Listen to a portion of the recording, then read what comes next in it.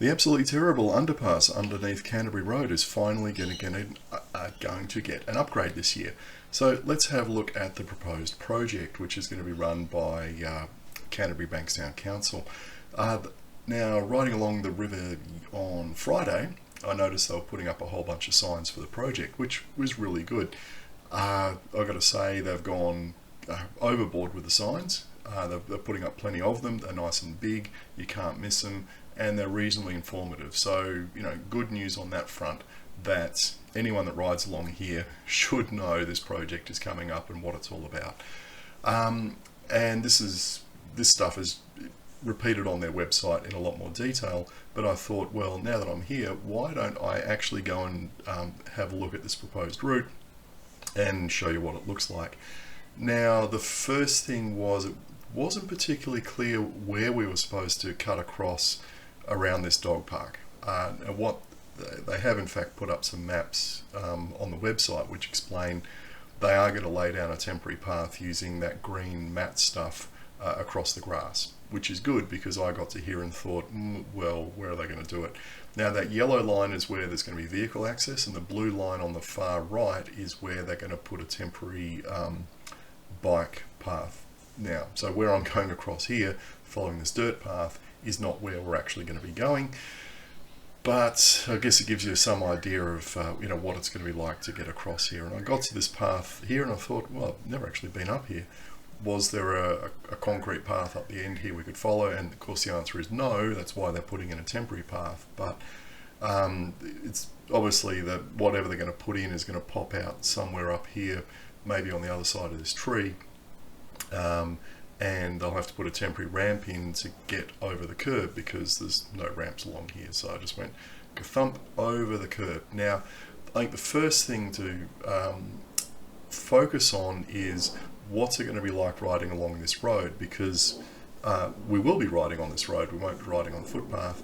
And what's it going to be like riding along here with young kids, because the Cooks River certainly gets a lot of commuter traffic in the morning and afternoon, but it also gets a lot of families using it on weekends, etc. And I think the council needs to be really mindful of that fact, that they're going to be putting kids that might be 5 years old along this path, assuming parents don't go, oh, stuff it, we're just not going to ride along here while the works are on because it's just too difficult and dangerous with kids. And you might have noticed there's all sorts of businesses along there with vehicles parked on the road. What's it going to be like with vehicles coming in and out, etc. Now, what they don't say in the documentation is, I'm sure they're going to want us to dismount and push our bikes up and down these footpaths, which I reckon 95% of people will ignore, and they'll just ride up the path like I'm doing here. And you can see the path, it's a terrible flippin' footpath. It's very badly degraded and chopped up, and it's narrow and it's obstructed in lots of places, and it's a bit of a disaster area if you ask me. And of course they put the push button in a really inconvenient place, but that's the RMS. Look, while we wait for the lights to change, let's just have a quick look at the overview. Now, there's actually two stages to this project.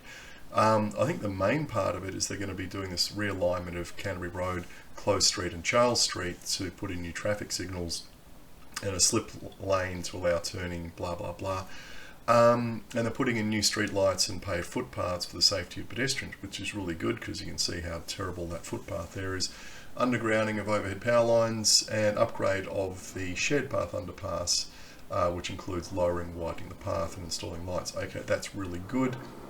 And as I said on the bottom, the intersection upgrades are essential for the safety of vehicles and pedestrians. The improvements will make turning at the intersection safer, and on it goes. Now, I do think, since this is actually a two-part project and they're going to be sending us up and down these footpaths, why not do all the intersection and footpath work first and then do the underpass after that, once they've put in some really nice footpaths, put in a new set of traffic lights, hopefully put in some bike signals, and removed all the obstructions along the path to give us a nice safe detour. What they might want to do is actually do these two in parallel, so we end up with a riding on a rubbish path through lots of roadworks, etc. Now these ramps are small and steep, they're not the best, and as you can see there's all sorts of construction stuff over here as well, and this footpath is pretty awful, and yeah, it's going to be congested going through here. You know, it's going to be interesting when you get a lot of cyclists coming through here as well, because that looks like a reasonably busy little commercial area off there to the right. There's lots of apartments along here, but at least in this section the path is really nice and wide, and I don't know, could they actually segregate part of it to say, hey, there's a cyclist lane through here. Now this is where I completely screwed up because my map memory is terrible, and what I should have done is turn right here and go down that street, and instead what I did is just kept on going straight ahead. Well, whilst we just ignore my blunder, let's look at the next part of this. So what we're supposed to do is, at the western end of Charles Street, exit the cycleway at the bridge over the Cooks River and head east on Charles Street on the footpath. Okay, turn left at Canterbury Road intersection and head north along Canterbury Road footpath to Canterbury Street. So they want us to actually ride on the Charles Street footpath past all those businesses, etc. Well, again, are they going to want us to dismount, or are they going to make that legal to ride on that section of path? Head east at the traffic lights, turn right heading south along Canterbury Road. Yeah, where was I? Follow along Close Street shared zone heading east to Close Street Reserve, then use the temporary footpath in Close Street Reserve. Oh, okay, I'm a little bit confused by all of this. So the way I'm actually going is the second paragraph at the bottom. Head along, oh god, I don't know. Anyway, I popped out here, completely missed the fact that there was a ramp just back there, bumped over the curb, and let's have a look at this section of street, because this is where I should have been riding down. And look, it's a nice wide street, the asphalt is smooth, there's pedestrian crossings along at irregular intervals, and certainly when I rode along here, it, you know, wasn't actually 10:30 in the morning, it was a little bit later than that, but anyway, I haven't updated my clock on this thing. Yeah, very little traffic at that time of the day. Who knows what it's going to be like during winter when people are going to be commuting along here at perhaps 6 o'clock in the morning. What's the lighting like? What's the traffic like? You know, is this going to be a nice, safe place to ride along here to get back on the path? Who knows? You know, maybe some locals can comment on that. But yeah, we come up here and we turn left onto the path, and I'm not going to bore you with going back that all the way back up there, but let's just do a quick U-turn and go back and revisit this. Now, what I do think will be a problem is coming off that path on that ramp with vehicles turning into the street from Canterbury Road, because you know the drivers are going to be totally focused on the traffic coming towards them, the two lanes of it, and getting across it. And I suspect they are just going to you know, turn right rapidly without looking to see if there's anyone actually crossing or coming off that ramp, and that'll be something you'll really have to watch out for, because I think drivers will be flooring it to get across the traffic. They'll be in a great hurry because it's a difficult intersection to cross, and you know, you got to be careful you don't get cleaned up. Personally, I would be temporarily stopping right turn from Canterbury Road for the duration of the project. Now, this is the ramp along here that I missed first time around. It's extremely well hidden, it's beautifully camouflaged, and that's where I should have gone to get back up onto the path.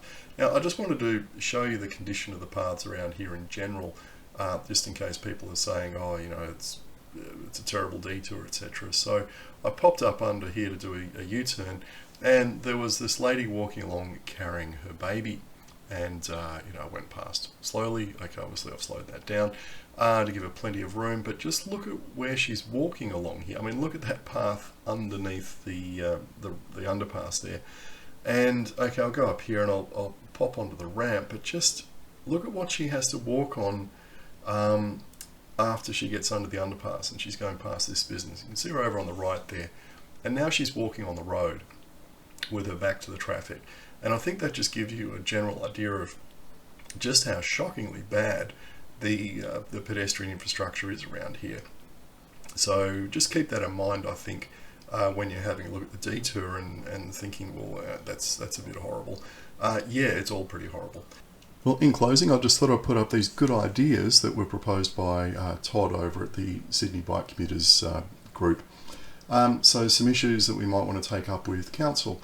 Interaction between work vehicles and path users on Close Street. Yeah, it's supposed to be a shared zone, but obviously there's probably going to be a lot of tradies, etc., parking down there, and also wanting to drive down there to access their work site.